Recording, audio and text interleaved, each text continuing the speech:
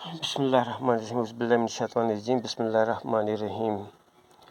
جماعت نویں، مضمون ہمارا ہے اردو، اور موضوع جو ہے وہ ہے یعنی عابد منوری کی لکھی ہوئی غزل نمبر 2 کے شعروں کا تشریح، جو میں آپ کے سامنے پیش کرنے جا رہا ہوں۔ تو بچوں غور سے سنو۔ شعر 1۔ میرے آنگن سے کبھی ہو کے نہ گزرا سورج، راستہ اپنا کسی دن تو بدلتا سورج۔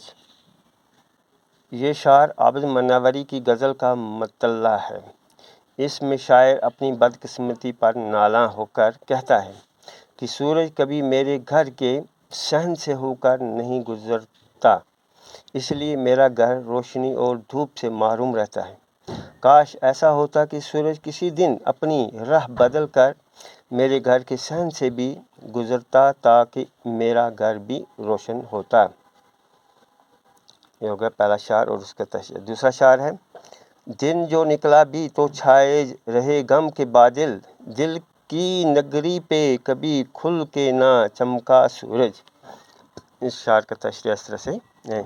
اس شعر میں شاعر فرماتے ہیں کہ میرے نصیب میں تو سیاہ راتیں ہی تھیں، کبھی اگر دن نکلا بھی تو پھر بادل سورج کو گھیرے رہے اور میرے دل کے شہر پر کبھی سورج کھل کے نہ چمکا، یعنی میرے دل کی نگری خوشیوں کے سورج کی روشنی سے کبھی موازنہ منور نہ ہوئی اور اس پر ہمیشہ اندھیرے ہی چھائے رہے۔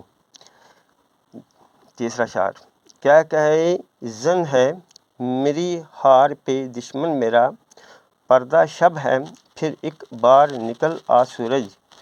شاعر اس شعر میں سورج سے مخاطب ہو کر فرماتے ہیں کہ میری شکست پر میرا دشمن کھلکھلا کر ہنس رہا ہے اور میرا مذاق اڑا رہا ہے۔ اس لیے شاعر سورج سے استدعا کرتا ہے کہ اس کی زندگی پر ناکامیوں اور محرومیوں کی وجہ سے چونکہ سیاہ رات کا پردہ پڑا ہوا ہے، اس لیے اے سورج برائے مہربانی پھر ایک بار نکل آ اور میری زندگی کے اندھیرے کو دور کر۔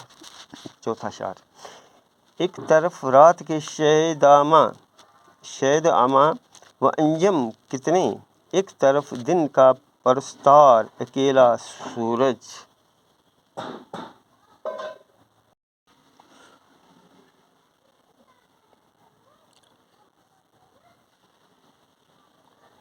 تو اس شعر میں شاعر فرماتے ہیں کہ چاند اور ستارے رات کو نکلتے ہیں، اس لیے وہ رات کے عاشق ہیں، لیکن دوسری طرف سورج اکیلا ہی دن کا چاہنے والا ہے۔ اس شعر میں رات یا اندھیرا برائی اور بدی کی علامت ہے اور دن یا روشنی اچھائی اور نیکی کی علامت ہے۔